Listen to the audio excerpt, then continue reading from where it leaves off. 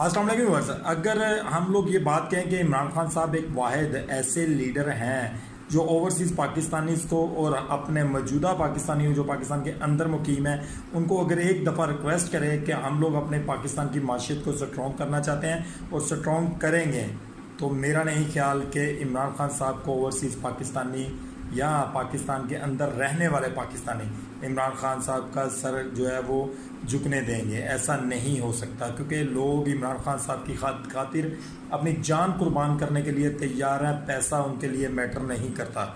वो चाहते हैं कि पाकिस्तान की माशियत स्ट्रॉन्ग हो। लोग चाहते हैं चोरों और डाकुओं से जान छूटे।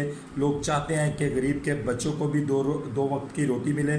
लोग चाहते हैं कि गरीब का बच्चा भी अच्छे स्कूल में पढ़ सके।